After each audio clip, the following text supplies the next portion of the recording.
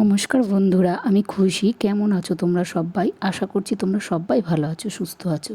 আর আমিও আমার পরিবার ভালো আছি। আমার প্রথম ব্লগে তোমাদের সবাইকে অনেক অনেক স্বাগত জানাই। ভালো আছো তো বলছি, কিন্তু দিন দিন যেভাবে গরম পড়ছে তাতে সকলেই আমরা অল্প স্বল্প অসুস্থ বোধ করি। আর দেখো, সকাল সকাল চা না হলে আমার চলে না, তাই বাইরের সব কাজ সেরে রান্নাঘরে চা করতে চলে এসেছি। এক কাপ লিকার চা করে নিলাম, আর রান্নাঘরে দাঁড়িয়েই চায়ে চুমুক দিতে দিতে ভাবতে লাগলাম কী কী রান্না করব। এরপর সারাদিন তো দবদাহে জ্বলতে হবে আর কাজকর্মগুলো সারতেও হবে।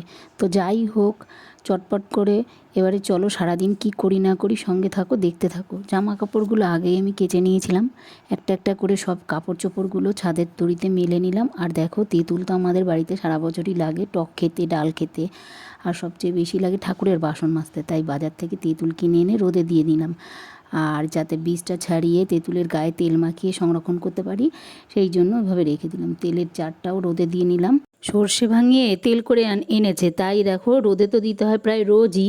তোমরাও কারা কারা আমার মতো করে সর্ষে ভাঙিয়ে তেল করো, কমেন্ট করো তো।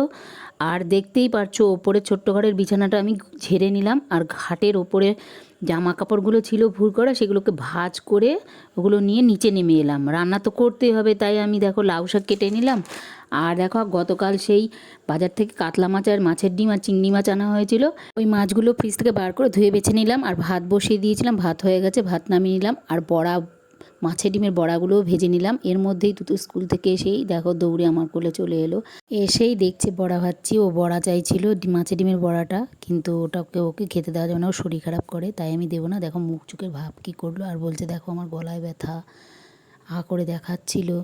ওকে কোল থেকে নামিয়েই লাউ শাকটা বসিয়ে দিলাম, নুন হলুদ আর কাঁচা লঙ্কা দিয়ে কিছুক্ষণ ভেজে টেজে, তারপরে চিংড়ি মাছটা দিয়ে একটু জল দিয়ে পরে নামিয়ে নিলাম। আর দেখো ছেলের থালাতেই আমি ভাত খেয়ে নিলাম, সকালের ভাতটা। এরপর বসিয়ে দিলাম মাছের ঝোল ঝিঙে আলু দিয়ে, ওটাকেও কষিয়ে নিয়ে ঝোল দিয়ে দিলাম। এবার দুধের ক্যানটা দুধের বাড়িতে দিয়ে একবারে বেলপাতা নিয়ে বাড়িতে চলে আসলাম, কারণ আজকে বৃহস্পতিবার। আর স্নান করে দেখো তোমাদের সামনে চলে এলাম। এবার পুজোর ঘট গুছিয়ে মা লক্ষ্মীর সামনে বসিয়ে নিলাম। বেশ কয়েক ঘন্টা পর তোমাদের সামনে চলে আসলাম আবারও। আর সকল প্রায় সন্ধ্যা হয়ে গেছে, সকলকে জানাই শুভ সন্ধ্যা। গুটি গুটি পায়ে রান্নাঘরে এসে আমি তরকারিগুলো আর ডালটা ফুটিয়ে রাখলাম, আর চা বসিয়ে দিলাম।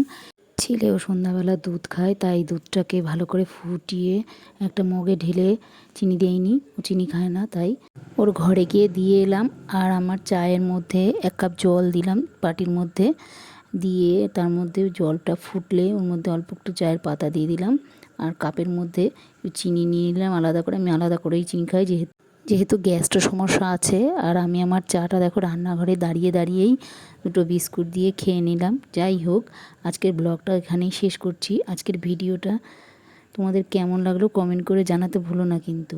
আর যদি আমার ভিডিওটা তোমাদের ভালো লাগে থাকে, তাহলে আমার চ্যানেলটা সাবস্ক্রাইব করে আমার পাশে থেকো কিন্তু। তোমরা সকলে ভালো থেকো। আর তাহলে আজকের মতো টাটা। কাল আসবো নতুন একটা দিন আর নতুন একটা ভিডিওর সাথে। গুড নাইট বন্ধুরা।